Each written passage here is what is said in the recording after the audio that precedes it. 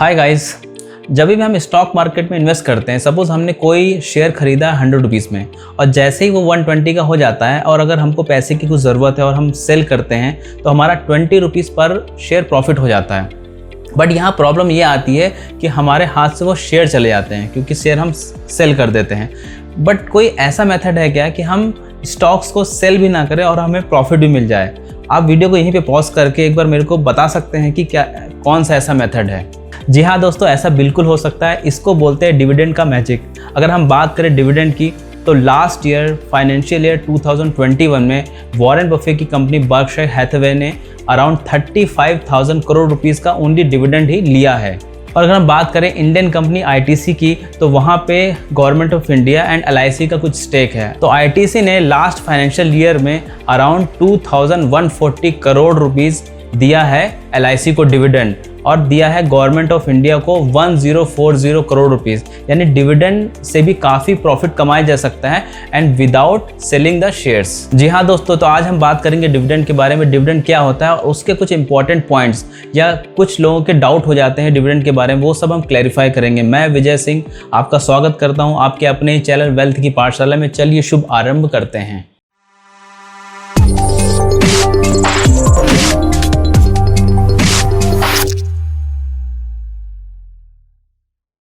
देखिए दोस्तों, जैसे हम किसी कंपनी के एक शेयर खरीदते हैं तो हम उस कंपनी के ओनर बन जाते हैं कुछ एक पर्टिकुलर पार्ट के। तो यानी कि जो भी वो कंपनी प्रॉफिट कमाती है उस प्रॉफिट पे हमारा भी हक होता है। तो अगर मान लेते हैं किसी कंपनी ने कुछ प्रॉफिट कमाया है तो वो उस प्रॉफिट का क्या कर सकती है? वो उस प्रॉफिट का या तो उस प्रॉफिट को पूरा ही का पूरा डिविडेंड दे सकती है, यानी कि अपना प्रॉफिट का कुछ हिस्सा अपने शेयर होल्डर्स में बांट सकती है, या वो कुछ भी डिविडेंड न देके सारा का सारा प्रॉफिट अपने पास रख सकती है और उसको एक्सपेंशन में लगा सकती है। एक्सपेंशन मतलब हो सकता है वो कोई लैंड खरीद सकती है या कोई वो फैक्ट्री खरीद सकती है या किसी और दूसरी कंपनी का एक्विजिशन कर सकती है। बट अगर कुछ मैच्योर कंपनी होती हैं जिनका प्रॉफिट बहुत ज़्यादा होता है तो वो क्या करते हैं, वो कुछ पैसा अपने शेयर होल्डर्स को दे देते हैं, अपने प्रॉफिट का हिस्सा। इसी को डिविडेंड बोला जाता है। और जो हिस्सा वो अपने पास रख लेते हैं उसको रिटेन अर्निंग बोला जाता है, जो रिजर्व में ऐड हो जाता है। तो सिंपल शब्दों में हम बोल सकते हैं कि जो भी कंपनी प्रॉफिट कमाती है उस प्रॉफिट का जो हिस्सा वो अपने शेयर होल्डर्स में डिस्ट्रीब्यूट कर देती है उसी को डिविडेंड बोला जाता है। आई थिंक अब आप लोगों को डिविडेंड के बारे में समझ में आ गया होगा। हम यहाँ पे कुछ इंपॉर्टेंट 6 पॉइंट्स बताएंगे डिविडेंड के बारे में, ताकि आपके बाकी जो डाउट्स हैं डिविडेंड के बारे में वो भी क्लियर हो जाएं। पहला पॉइंट, डिविडेंड यील्ड। देखिए, अगर मैं आपको बोलूँ एक कंपनी ने 10 रुपीज़ पर शेयर डिविडेंड दिया है, दूसरी कंपनी ने 20 रुपीज़ पर शेयर डिविडेंड दिया है, तो कई लोग ऐसा बोल सकते हैं कि भाई जो बी कंपनी है, जो दूसरी कंपनी, उसने ज़्यादा डिविडेंड दिया है। बट एक्चुअली ये डिपेंड करता है उस कंपनी के शेयर प्राइस पे भी। अगर मान लेते हैं किसी कंपनी का शेयर प्राइस है 100 रुपीज़ और उसने 10 रुपीज़ का डिविडेंड दिया है तो ये एक्चुअली 10% रिटर्न देता है आपको, जिसको डिविडेंड यील्ड बोलते हैं।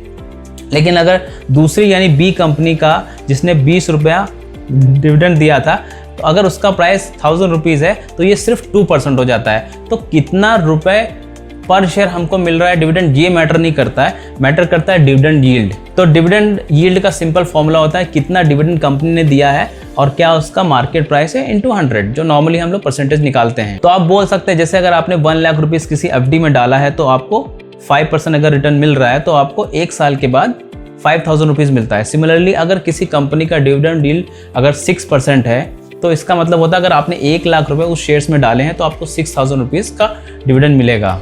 दूसरा पॉइंट, अभी मैंने बताया कि जब किसी कंपनी का प्रॉफिट होता है उस प्रॉफिट का कुछ हिस्सा अगर वो अपने शेयर होल्डर्स में बांट देते हैं तो उसको डिविडेंड बोला जाता है। लेकिन अगर किसी कंपनी का लॉस हुआ है तब क्या वो डिविडेंड दे सकती है? जी हाँ दोस्तों, बिल्कुल वो डिविडेंड दे सकती है। अब आप बोलेंगे कि अगर उसके पास लॉस हुआ है, प्रॉफिट तो हुआ नहीं, तो वो कैसे डिविडेंड दे सकती है?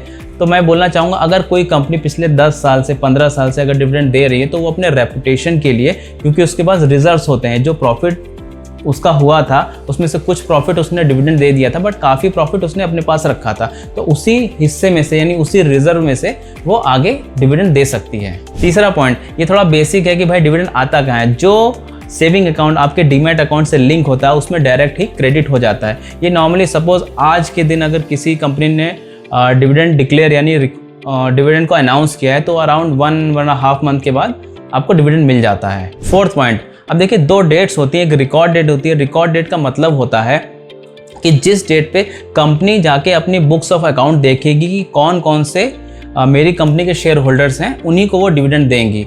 अब एक डेट होती है एक्स डेट, जो हमारे मतलब की है। नॉर्मली बोलते हैं कि आपको एक्स डेट से एक दिन पहले शेयर को खरीद लेना चाहिए, लेकिन मेरे हिसाब से सेफर साइड में आपको एक्स डेट जो भी दी गई है उससे 2 दिन पहले ही आप शेयर खरीद लीजिए और देख लीजिएगा कि उससे पहले कोई छुट्टी वगैरह ना हो। यानी कि अगर 10 तारीख को अगर एक्स डेट है तो आप 8 तारीख को ही अपना ऑर्डर प्लेस कर दीजिए वो पर्टिकुलर शेयर्स को बाय करने के लिए जिसका डिविडेंड आपको चाहिए। 5th पॉइंट, अब देखिए कई बार डिविडेंड परसेंटेज भी बोला जाता है। अगर कोई कंपनी बोलती है कि उसने दिया है 100% का डिविडेंड, तो actually dividend percentage is kind of misleading, क्योंकि वो फेस वैल्यू पे होता है, जबकि जो शेयर हम खरीदते हैं वो मार्केट प्राइस पे खरीदते हैं। अगर हम एग्जांपल लेते हैं आईटीसी का, तो आईटीसी ने 2 बार डिविडेंड दिया है। टोटल डिविडेंड उसने 2021 में 10 रुपीज़ 75 पैसा का दिया है।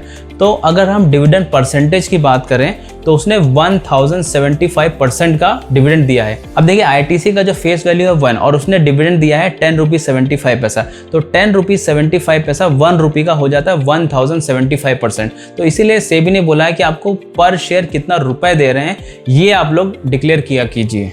6 पॉइंट, अगर आपको चेक करना है कि किस कंपनी ने कितने साल तक डिविडेंड दिया है, कितना डिविडेंड दिया है, तो ये आप nseindia.com में जा सकते हैं। वहाँ पे आप शेयर्स को टाइप करेंगे, उसके बाद कॉर्पोरेट इन्फॉर्मेशन में क्लिक करेंगे और उसके बाद कॉर्पोरेट एक्शन में क्लिक करेंगे तो आपको डिविडेंड की सारी डिटेल्स मिल जाएंगी। अब देखिए कुछ डिविडेंड देने वाली कंपनीज के नाम है, जैसे आईटीसी हो गया, मैरिको हो गया, हिंदुस्तान जिंक हो गया, इवन बीपीसीएल हो गया।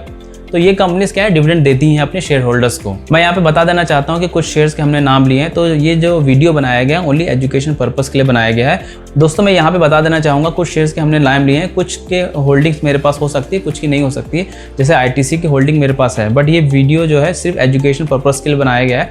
अब मैं बिलीव करता हूँ कि जो शेयर्स में मैं इन्वेस्ट करता हूँ उसके बारे में मैं ही सब कुछ पढ़ना चाहता हूँ, इन्फॉर्मेशन लेना चाहता हूँ, तो इसीलिए मैंने आईटीसी का ही इन्फॉर्मेशन आपको दिया है। तो दोस्तों आज के लिए इतना ही। अगर वीडियो पसंद आया है तो प्लीज़ लाइक कर दीजिए, पसंद नहीं आया है तो डिसलाइक कर दीजिए। अभी तक चैनल को सब्सक्राइब नहीं किया है तो प्लीज़ सब्सक्राइब कर दीजिए, दोस्तों के साथ, फैमिली मेम्बर्स के साथ इसको शेयर कर दीजिए। So thank you so much for watching this video. Remember one thing, learning is earning. जय हिंद।